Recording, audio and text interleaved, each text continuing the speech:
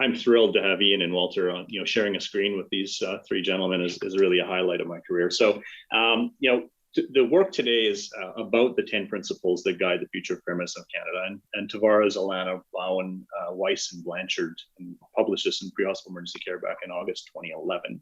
And this work that Mark and I talked about today, and what Walter's going to speak to you a little bit more, will be presented at the Paramedic Chiefs, the Leadership Summit that's coming up on the 14th of June.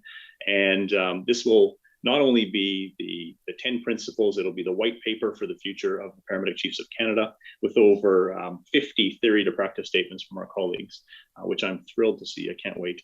And just a little bit of trivia, the last white paper that was guiding our future was published back in 2006. So certainly a lot has changed since then, and I'm really excited to see where this paper of 2023 is going to take us into the future. So Walter, I think Mark's going to give you a little bit of an introduction. And then well, yeah, just add a couple of bullets there. So Joe and I really did want to give this work some visibility, and so I hope that we accomplish that. Walter is probably well known by a lot of people online here, but I picked I picked just one bullet in particular, Walter, out of your long CV, but you're assistant professor at the U of T and you lead the paramedic degree program, of which there are very few in Canada. So I'll hand it over to you. Thanks. All right. Thank you very much. And that was fantastic. Such a great discussion and really thrilled to be part of it. And Joe, you look incredible for somebody who's up at almost 3 o'clock in the morning. I would look a lot more tired. I've been eating chocolate all night. Yeah, it looks great. You look fantastic. So again, thank you for allowing me to be here. I echo the celebration, first of all, of Paramedic Services Week. Congratulations to everyone. I really appreciated the stimulating dialogue during this session with this emphasis on principles as a linchpin on the conversation. So thank you for doing that. And your insightful perspectives have definitely made me think more deeply about these principles. And obviously I've thought about them a lot. And so certainly you've given me things to think about for sure. And definitely that wheel spinning concept was fantastic. So I really enjoyed that. And I'll say there's no greater honor than people like you taking up these ideas. And on behalf of the Paramedic Chiefs of Canada, as well as a long list of collaborators on this project, I hope more do the same. So again, thank you for the opportunity. I just want to share one reflection rooted in these principles. And I think, Mark, you brought this up a little bit, but I want to reflect on some of the this conversation, as well as the observations from the discussion so far today. So I should mention, my underlying assumption is that we all have this shared desire to see our profession thrive, an aspiration I believe we all share, especially in the context of a research conference like this one. So very briefly, I just want to bring your attention to the work of Dr. Madison Bridges. So Madison is a longtime friend and a paramedic in Ontario, and her doctoral work explored the sociology of professions with a specific focus on professionalization of paramedicine, and you both talked a little bit about this. All professions engage in what's referred to as professionalization projects. And what Madison explored were 3, specifically in Ontario. And these were education. So specifically the pursuit of higher education as an entry to practice requirement. The second was self-regulation. As some of you will know, paramedicine in Ontario is not self-regulating and is a contentious issue. And you talked a little bit about that too. 3 was community paramedicine. We've heard a lot about that, or strategies involving the broadening of scopes of practice and stake or position within the healthcare system. So the reason I highlight her work is because Madison's discoveries unveil the phenomenon that she referred to as intra-professional conflict and stratification. And you mentioned this briefly at the beginning, Mark. So this was certainly a contribution to the sociology of professions work, but also paramedicine, of course. So in our context, in other words, the members of our profession disagreed on these issues, even at the level of their relevance and appropriateness, and definitely in how to pursue them. And so this has, to some extent, really, or to a large extent, really, impeded these professionalization projects, professionalization of our system, and perhaps even advancement overall, I would argue. So although these conflicts are problematic on at least these issues, it's conceivable how this intra-professional tension may be replicated in other topics and other areas, and again, stifling our progress. So these principles are really intended to be actionable values. And what I hope the principles do, because they are principles, not prescriptions or hard recommendations, is bring us together and help us organize our work, but in flexible and variable ways, or varied ways. permitting dialogue and debate, just like you engaged in ways that move us forward. So for instance, different people and groups can work on different interpretations of what we mean by quality-based frameworks, or any principle really, but we would be united on the need to focus on quality-based frameworks, even if we have different ideas on how that principle can be enacted. So rather than intra-professional conflict, we can have some level of agreement or consistency, and maybe even a refining of what to move us forward. So Mark and Joe, your contributions today, I think, really exemplified this idea, and these principles in action, highlighting at least three primary benefits, I think. The first being principles as a stimulus for dialogue and progress. And I think both of you exemplified that definitely today. By organizing the discussion around a common principle, we mitigate the potential for this unhelpful interprofessional conflict and stratification, and look to advance our progress or our profession by engaging in meaningful conversation on a shared adopted principle. The second is the principles as a shared conceptual framework and blueprint. By placing these principles in these ways, we can gauge the impact and success of our work and the profession, and the different ideas brought forward collectively under these organizing principles. It could be how we stimulate, but also measure progress and change. And then, of course, refinement. To avoid claiming these principles as perfect, we could utilize the principles as the basis for dialogue and critical analysis of their scope and suitability for our system. They should be unambiguous, meaningful, and actionable, but certainly we can discuss that even further to see if they're getting the desired results that we're after. So again, I'm grateful. Thank you for your insights on these principles, for helping me think deeply about it, for sharing them and highlighting them, and also for the opportunity to share some reflections. I hope I've stimulated some additional thought as you have for me. So now I think I'm turning this over to Nikki Little, who will, and someone can stop me if I'm not supposed to do that, but turning the stage over to Nikki Little, who will guide us through a panel discussion exploring the changing landscapes of non-transports, including secondary triage, patient refusals, and alternative pathways, topics which can undoubtedly be linked or be anchored in some of these principles, specifically patients and their communities first, providing healthcare along a health and social continuum, and fostering an integrated healthcare framework. Again, thank you for the opportunity to speak to you today. Thank you, Walter. Can everybody see my slides and hear me? No? Yes. I can hear Yes. you and see the slides, yes. Awesome. Thank you so much. So I'm very honored today to be moderating this panel discussion. My name is Nikki Little, and my background is a Quality and Patient Safety Officer at the Fire Paramedic Service. This topic is very close to my heart, and I'm loving all the discussions that are happening today around non-transport. And I can definitely see how this framework that we just discussed is going to help us move the work forward. Through my role, I've been spending a lot of time on quality and patient safety work, and improving the quality of care for those that are experiencing non-transport has occupied a significant amount of that time. In just the last 5 years, we've seen our policies and protocols that support paramedic decision-making around that change exponentially compared to the 15 years before that. So I think that's really a signal that, our current practices are really just not sustainable anymore, and perhaps not even appropriate in some cases. And so, I think it's time for us to get together and work on some of the stuff moving forward. Ideally, the discussions that we're going to have today will get us closer to that. And, I really see maybe potential for a national repository or of some kind in terms of safely reducing non-conveyance. So I'm really excited to talk to our panelists today. I'm going to give you a little bit of an introduction for them. I don't see my slides to change it here, so I'm just going to give this a little. Is that working? What if I do this? No. I wanted to give you a nice little picture of them. Sorry, let me try here. There we go. Does everybody see that? Okay. So Noël Dunn is with us. She's an advanced care paramedic. Her current role is EMS Manager of Clinical Care, Quality Assurance, and Education for Saskatchewan Health Authority. That's a big portfolio. She's the Vice President of Council for Saskatchewan College of Paramedics, and Noël previously worked as a paramedic educator as faculty and program head. Noelle's going to talk to us today a little bit about her current alternative to non-transport program. Sean Collins is also joining us, and he's an advanced care paramedic, having worked in education and specialty program roles such as extended care paramedic and clinical support paramedic. And he's now the provincial support supervisor for the integrated health programs for Nova Scotia. And he's also going to get in the weeds with us a little bit about his programs. Chris Robertson is joining us also. A lot of you know Chris, and he's a former flight paramedic and deputy chief who oversaw quality and development and professional standards. He is now a lawyer in Ontario with practice that includes criminal defense, civil litigation, and employment law. I'm just going to unshare my screen, and by way of getting us started, I'd like to have Noël and then Sean tell us a little bit about their alternative pathway initiatives that they're running in their respective systems.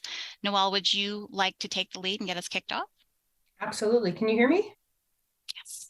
Okay, awesome. I've been having some audio issues today. So good morning, and thank you for the opportunity to speak today. So I think we can all agree that through the pandemic, there's been a significant increase to EMS call volumes, and therefore we have been seeing an increase in offload delays in our emergency departments. So our EMS pilot project of Treat and Refer with our 811 Healthline Virtual Triage physician is an opportunity that we are educating and alleviating patient concerns by having EMS assess the patient at home and ensure that they feel comfortable knowing that they don't require EMS transport to an emergency department. If the patient prefers to have a consultation with a physician, EMS has secured access to a virtual triage physician. This immediate consultation with a physician can alleviate any maybe apprehension the patient may have. The pilot is really focused around patient-centered care and what is the best option for assessment and care for the patient. Our pilot project is for qualifying stable adult patients within a specific criterion to be assessed by EMS and determine if actual transport is needed. Any patient, like I said, who's hesitant has the availability to talk to a physician. This pilot is for physiologically stable adult patients, and we do have a set of 6 criteria that we've been assessing and evaluating throughout it. So right now, this is for our adult population. We will be looking at expanding this to about the 12, 18-year-old population at some point. But right now, it's just for adult stable patients. Within our project, we have hypoglycemia, influenza-like illness, falls, heat illnesses, and resolved allergic reactions. Sorry, missed one, minor lacerations and abrasions. One thing to note with this pilot is that if the patient is still hesitant after EMS assessment and treatment, after a consult with a physician, they still have an opportunity to be transported. We're not refusing transport. We're supporting the patient and trying to educate them to make sure that they know that this is the most appropriate pathway for them. That kind of is an overview of what the project is. Thanks, Noël. I have a couple follow-up questions, but I think what I'll do is let Sean explain his 2 programs first, and then we'll maybe see what we can find in terms of similarities and differences. Perfect. Thank you, Nikki. So hard to follow up a little bit on Mark and Joe speaking about integrated healthcare programs, but I'll do my best. So I'm going to cover an alternative pathway model, which is part of 2 of our roughly 12 integrated health program and models out here in Nova Scotia. So with non-transport strategies, we kind of look at 3 different dynamics: the deployment, on-site care, or end disposition. So this model starts with primarily the deployment towards it, but does address on-site care and end dispositions. So our extended care paramedic program initiated this model in 2011. We expanded it to our community paramedic program in 2021. The goal was to create patient-centered care plans for frails and sometimes marginalized population in long-term care facilities. So this model goes through, sometimes not all patients necessarily need to go to the hospital. Sometimes the care is better provided on site. So these extended care paramedics, community paramedics can assess the patient in collaboration with the nursing staff the patient or substitute decision maker make a consult with medical or medical oversight physician, as well as the most medically responsible physician for the nursing home, and treat and create care plans that stay on patients stay on site. However, some dynamics do require transport to the hospital. So sometimes urgent transport, where we get an ambulance to come and transport direct to ED. However, we can also facilitate transports to other locations than the ED. So in cases query a fracture, you can go to diagnostic imaging first, have the x-ray read based off assessment findings. That individual can go back to the long-term care facility or end up in ED, would be one step ahead. So overall, you're addressing your deployment, you're changing up and providing more on-site care options, as well as starting to expand your dispositions for patient. Excellent. I'm thinking about what you mentioned, Noël, with respect to sort of the patient's decision to go at the end of the day, and I'm wondering about comparing the two programs. What you're describing is that, you know, you're moving away from the traditional approach of, you know, going to the hospital, and you're trying to get the patient to sort of, you know, be educated about what they're experiencing and then make that decision. But at the end of the day, you're saying they can go if they adamantly want to go. And in your case, Sean, is that happening at the long-term care facility approach, or is it the physician sort of saying this is more of a paramedic initiated with support of the physician refusal? Your destination is not the hospital today. It's a collaborative approach for the long-term care model. So to have the non-transport, you need buy-in from the patient or substitute decision maker.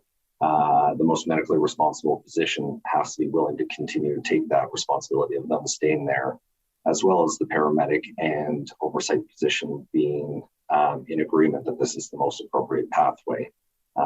So these calls overall do take a period of time, having all those calls with all those stakeholders in that care plan. But if at any point the patient or substitute decision maker, medically responsible physician, or the oversight physician or paramedic has a strong feeling of transport, that's the pathway we go down. Fair. And Noël, you mentioned in your case that there was a set of criteria that you had sort of agreed upon, where folks could, you know, walk through where the paramedics are getting support in terms of, you know, what are the criteria to be met here. Can you walk us through that a little bit? Yeah, absolutely. So we looked at some kind of more stable categories. In Saskatchewan here, there has been a way that patients have been able to refuse services in the past. And a lot of these criteria already fit into that. This was things that paramedics were already doing. But what we need to prove is get proper data collection so we could expand these past just the 6 that we have. So within our 6, we have checklists. And I know there's a lot of debate going on about EMS and having checklists available and increasing kind of that workload. But we really wanted to make sure that this pilot was being done safely. And we do have very specific checklists for each one of our criteria. So for patients to be able to fall within the pilot, they must meet the criteria within our checklists. Depending on which of the 6 they potentially fall into, we have different parameters set up. So something like influenza-like illness. Within that assessment, we are also ensuring that, okay, so here's where we're assessing our patient while they're sitting down, their SpO2's normal. But we also want to make sure that after they're walking around, we do something called a walk test. Do we see those SATs drop at all? Do we see a difference in anything? Making sure that, you know what, we're not going back there in a few hours, that this patient has been determined stable. So we really wanted to make sure that we could get the data to expand this. So it's a very small criteria and a small group of patients right now. And a lot of these in the past maybe have refused services, but we wanted to pull the data to say that paramedics can safely do this. this is something that they've already been doing, so we can expand it moving forward. Gotcha. I want to go back to that data question, but Sean, I'll just ask you first, are you using similar criteria in your system when you're walking through those clinical consults? Is there certain triggers that generate that, or do you use checklists as well? For eligibility into the program, kind of two dynamics of specific requests from the long-term care facilities. So they're aware of these programs. So sometimes it is facility initiated that they want us to come, but as well, we have certain criteria which identify that this would be most likely eligible for community paramedic or extended care paramedic. And sometimes we try and do dual deployment because it may not be initially identified as an eligible criteria, but upon arrival, it does meet the criteria of these programs, and then we can clear off the ambulance and follow through in our long-term care model. I see. Okay. So back to the data question. I mean, speaking from personal experience, sometimes it's really difficult to measure and monitor the safety and effectiveness of your program. I'm curious what your strategies are for doing that, and how that's going for you. Noël, you want to start first? Yeah, absolutely. So we do weekly KPIs. So at the end of every week, so right now our pilot is in one of our large urban centers in Saskatoon. We have the potential to expand this, but every call goes through a quality assurance check from both Medivie Services West, which is our Saskatoon site, and myself. So we are going through the PCRs, the checklists for everybody that utilize or that falls within the program. And then we do have a pretty in-depth KPI that we monitor weekly. So at the beginning of every week, we go map everybody out into the KPI and see if there is any chance for change or opportunity for change. Anybody that is, any group that has been involved with this pilot does have to go through specific education. So there is training modules that prior to implementing the pilot, they have to go through. And it is not just for paramedics, but even the virtual triage physicians. So the physicians on the receiving end have gone through an educational module to make sure that they know the scope of practice and the parameters of the pilot. Okay, great. Can I get a little bit more detail about the KPI? Does that mean to you something around, like, are you measuring the repeat visit rates or the bounce backs, or what does that look like? We're measuring where they end up, who's being transported to the EDs. Mm-hmm. We have not, we've actually had quite a few that have not been transported. I think there's only one or two that still preferred to be transported.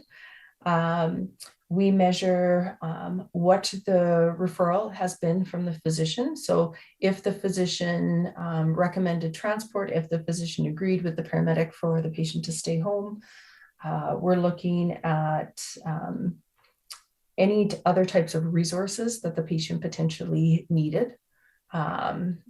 Those are all being monitored. Where we have some difficulty right now is we are able to see any repeat patients into the program. However, if and that's where we're trying to get to our next step right now is the next kind of pathway piece. So if that patient then decides to go to a minor merge clinic 2 days later, we're still trying to figure out that pathway right now. Right, fair. It's not a difficult, or it's not an easy thing to do sometimes to get all that information at your fingertips. Sean, what are your main measures for the long-term care? So we do overall non-convoyance versus transport rates. It's a little difficult to do the bounce backs or recontacts because some of these patients were actually scheduling to do additional visits. So they appear as bounce backs. However, it was desired, not undesired. But overall, transports to hospitals and versus non-transport is kind of our main KPI that we look at. And then we have dashboards with that, with lifetime disposition outcomes. So overall, I'll chat system-wide versus program. So system-wide, we have a rough non-transport rate of 33% overall, with our bounce back rate being 6% of that 33, with high acuities being roughly 1.2% of that 33. In comparison, our community paramedic and extended care paramedics have a non-transport rate of roughly 90 to 94%. And the remaining 6 to 10% is typically either facilitated transport or urgent transport pairing. So yeah. That's pretty exciting numbers. I like that. I have a question for both of you that I think will lead us into a bit of a discussion with Christopher, but I'll start with you both. In terms of assessing the quality of your assessments and documentation with respect to capacity and informed decision-making, sometimes I think that that's, in my work, a little bit difficult to do, to get just above and beyond that A&O ×4 and, very minimal sort of checklist type documentation. In your experience, in your own systems, did you feel confident about that work, and where are you at with that today? Sean, go ahead, start. Sure. I think with kind of expectations, there's overall an education dynamic of the expectations of EMS and healthcare, where you have an acute health crisis followed by the expectation that the hospital is where I go when I'm sick. And we're starting to change that as we add and bring additional resources and knowledge to patients and families. So through doing our detailed assessment, we have additional community accesses available. We have additional treatment pathways that previously were never available. So with our community paramedic and extended care paramedic programs, we speak to the families about the care plan generation process, as their typical substitute decision maker. And it's almost always a process of excitement that these services are available out of hospital and not requiring having to go to the hospital. But we can only offer the options and services, but in the end, it's the decision of the family and patient to do it. But in regards to documentation, assessment, compliance, we actually have a separate program, our clinical support paramedics, where we do a peer-to-peer reference and consultation, where they talk about capacity, they talk about risks being explained, whether or not the patient appreciates and understands those risks, because putting out documentation standard policies only gets us so far. So as a system, you need the buy-in from the individuals. So sometimes shared knowledge of what the impacts are of appropriately doing those things, as well as kind of those non-transport bounce back rates. Lots of pieces to the puzzle, for sure. Noël, do you have any thoughts to add there? The only thing I can really think of is, like, we do have at the end of every interaction an opportunity for patients to provide feedback too. So we are watching patient feedback. Patients have a QR code that they could do a survey to make sure that they are satisfied with the care that they've received. Now, we haven't had a huge uptake on that, so there's been manual phone calls made, just making sure that patients felt supported. The documentation piece, it's a difficult one. Anytime we're trying to ask our frontline to do some extra work, there's going to be some hesitation with it, but it's the big picture that we're looking at. There is a greater possibility to expand this into other criteria, and we need this data to be able to prove that it can be done safely. Yeah, I think it's getting there. I definitely think we can do it safely, but part of that conversation is that documentation piece. Chris, do you have anything to add from the legal lens there? Like, how are individual paramedics impacted by, A&O ×4 and a checklist? From my perspective, it's a dynamic, it's revolutionary. And I can say it, having walked the walk, we have come as a profession from being ambulance drivers and hating the terminology that was used, reaching a point and struggling for years to define what paramedics do is not simply defined by conveyance and transport, that wish is being granted out of necessity. Yeah. Non-transport is no longer the exception, but in fact is actually the intention in a great deal of what's coming down the pipe. And I will simply say this, the means of documentation, the historic ways of doing things, likewise are overdue for a revolutionary change. Tick boxes are fine. They're aid memoirs. I speak from an Ontario example, the aid to capacity portion on the back of every ambulance call report, or if it's electronic, it's the same thing. It's a regulatory compliance matter. You got to tick, yes, no, to whatever the questions are. The problem with that is active non-transport. It's now, you're trying to categorically document active inactivity. You're actually documenting not so much historically what care was provided or what decisions are done, but the more important aspect from a legal standpoint in many respects, and what most paramedics I suspect are not that good at, is actually documenting why you didn't transport. And that is, I would say a tick box is fine, but my suggestion is simply this, 3 things. Capacity, and I would say this is probably applicable, I'll generally say it's not legal advice, and my experience is limited to an Ontario capacity, but I suspect pretty much across the common law jurisdictions, United States, Australia, New Zealand, Canada, even into Quebec, although they have subtle variations on their civil law system. But I would say it's this, you need to get into the habit, tick boxes are fine, but if there's not a narrative that you're going to be able to remember as an individual paramedic, 5 to 7 years from now, and that's the reality. It's not like TV where, the murder happens and the case is wrapped up in 48 minutes inclusive of ads. You are likely to be asked to speak to something 5 years from now. And in my experience, the average paramedic, especially when a lawyer is involved, is remarkably good at saying, I don't remember the call, whatever my call report says is what I remember. Not good enough. CIA, 3 letters. I've said this before, it's not even my mnemonic. I picked it up when I was a paramedic in Eastern Ontario. It was taught to me. I thought it was a little bit of hokum. Turns out the lawyer in me says it's actually brilliantly good advice, short, sweet, and to the point as a narrative. C is capacity.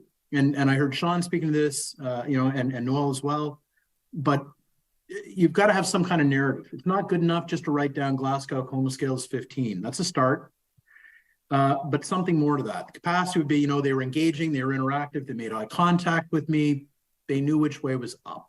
So something you can speak to in a personal manner years from now. How did you determine they had capacity? It's not a standard of perfection. You're not psychiatrists. You're not doing a legal capacity assessment over an hour period of time necessarily, but something that's going to prompt your memory to actually say they had capacity. I is informed. Probably at least as important, if not the most important of a capacity assessment in my view, is actually documenting what you informed the individual when you're making a decision not to transport them. So I use the example of a diabetic patient. If you've given somebody sugar, they've woken up, they're fine, they say they don't want to go to the hospital, they know their diabetes. I'm sure that everybody watching this right now, hearing this right now, can see the risk in that. Rebound hypoglycemia. Look, if you don't want to go, you've got capacity. I can't make you go to the hospital, but I can say this. If things don't go well, rebound hypoglycemia, you could get worse, you could relapse, you could die. Sure. Actually charting that out is important. It's not good enough just to say, I advise them of the risks. 5 years from now, some clever lawyer is going to say, so exactly what did you tell them? Well, I advise them of the risks. Not good enough. Right. What risks? What risks? Yeah. You don't have to go into every risk. I mean, that's literally the Tim Hortons cup, that says, you can get burned if you spill it in your lap. Some things are more obvious than others, but pick the more apparent risks. Somebody saying they don't want to go to the hospital always has a risk, but if it's informed, that's fine. But you got to actually write down what you told them. Yeah, go ahead. No, A is, go ahead. A is action. Yeah. If you're going to leave them, what are they going to do after you leave? And that can be as simple as, with, again, I'm using a diabetic patient as an example, but it applies to any context you can imagine. A is, look, my fridge is filled with food. I'm going to have a sandwich now. My brother Mark is coming over to see me in a half hour. So you've actually got some reassurance that you're leaving them in good hands, capable hands, even if it's self-care. So whatever type of non-transport initiative and programs you have, If the aim is not to transport them, that's fine. That's actually a strategic goal. We don't want to crowd the hospitals, and properly managed, it makes brilliant sense. But there has to be, at the end of the day, keep in mind the individual medic is the one that's going to bear the pointy end of the legal risk. It's their decision up front. So what's their plan? How do you satisfy yourself that, yeah, this is a good decision? I don't personally have a problem with it. On a normative level, sure, it makes sense. They're fine. They're well cared. They've got family here. Something that you're going to be able to speak to years down the road when somebody's looking at your decision to say, why did you make that decision? CIA. And so that would be my recommendation on just the context of capacity assessment. Well, thank you. I think that's super helpful for the individuals online that are sort of wondering how they can better support that work in the context of these new alternative pathways. But you do raise a point there in your comments about, what is the organization's responsibility to make sure that our legislation is allowing us to do these programs, and where does all that fit in? Any thoughts there? What does that landscape look like for us as we're moving faster and faster into these programs? I think our personal provincial legislation has some nice flexible language, but I'm not sure everybody's does. And what does that look like? Yeah, I'm trying to make sure I got the question right. Moving into the future, what can we be doing? This is literally, it's trailblazing. So, it requires institutional support from a service perspective, a regulatory compliance. So whether you're talking at a provincial level, municipal level, or a service provider perspective, it's not a standard of perfection. There are going to be missteps. If you take the context of where we're at now in community paramedic programs and non-initiatives, they literally don't resemble what they looked like even 18 months ago. So they're very dynamic, and that's fine. That's a good thing. So I've heard nothing but reassuring views from a systemic level of, the ability and the willingness to re-engage, review, adapt, and revise. I think that's important. I think the support for the medics needs to be there as well. It's really interdisciplinary. And I heard several comments on that during this discussion and with the earlier panel as well. Interdisciplinarity. I think some of the historic barriers, we've worked hard to establish a niche identity for what a paramedic is. We want to distinguish the profession from nursing, and we want to distinguish it from being firefighters and emergency providers. But at the same time, once we're getting into a domain that quite literally, historically, has been populated by PSWs, by psychiatric care providers or mental health, by home care providers, it's going to require engaging with more than just the frontline medic. So that does then mean speaking with the colleges or the regulatory overseers. You're going into uncharted domain. If you're going to be creating standards, there's a fine line between creating something that's new, where no regulation exists, and writing a regulation or writing a policy that literally contradicts an existing regulation. So you need to be very careful on a systems design point of view that if you're just writing something new, that's novel. It'll be well-reasoned, I'm sure, and with a lot of support, you can do that. But if your new policy literally contradicts a hard statutory law or a hard regulatory expectation, before the best laid intentions, I love the example in Ontario, it gnawed at me for years. BLS standards in Ontario said, thou shalt put a blanket on everybody within the first 2 minutes of contacting them. I would love to speak to why that would be a bad idea on a Humidex day in July, but that's what the standard said. But before you could literally on a service level write saying, don't put the blanket on when it's hot, because now you're actually writing contradictory to a standard. You need to actually raise the issue, even though there's a common sense part to it. So you really have to get engaged in service with the medics, with the regulators, and with other professions. So physicians, I heard Sean, and I think Noël as well, speaking about, consulting with other physicians. It's more than just the discipline itself in paramedics. It's reaching out beyond the traditional boundaries. That's awesome. That's lots of food for thought. I think that we're getting close to wrapping up, and I think there might be a question in the chat, but I think what we've tried to accomplish today is getting a little bit in the weeds with some really great programs in Canada, and that, Chris, you've left us, and Noël and Sean left us with some food for thought as we are trying to expand or develop these programs. ourselves and our own respective agencies. So hopefully this work keeps moving forward. I'm just going to have a quick look in the chat. Is there just the one, I think? So I think there's a question here related to KPIs. So I may misinterpreted or missed this, but are any KPIs or metrics explicitly assessing patient outcomes following their interactions with these programs? Beyond more than just a number of transported versus non-transport, this seems like a substantial gap that may not account for the totality of program effectiveness. Yeah, I mean, I think any one of you could take that question, but I would probably just tee it up by saying that it's sometimes a little bit difficult to do if you have, I mean, not all of us have access to hospital outcome data and those types of things, but I think most of us would recognize that we need a broader set of measures to figure out whether the success of our program is working or not. Anyone else want to add to that? I can jump in there. So in regards to overall outcomes, unfortunately, we don't have a full data sharing process with the hospitals right now, and we only really have an anecdotal process with our long-term care facilities. However, we do get regular reports from the long-term care physicians report that they would not work in the long-term care setting at all without our program in place. So we get positive feedback in that dynamic. However, currently we don't have an active outcome feedback process for individual patients in the program. If there is kind of concerns about failed care plans or failed deterioration patient situations, then those result in our transports in our program. So we still kind of rely on that 90 to 94% of non-transports as our successful care plan and then potentially successful outcomes, and that remaining kind of 6 to 10% as our potential facilitated or deterioration patients. Fair. So you're all you're picking measures that are making sense and that are working for you at this time.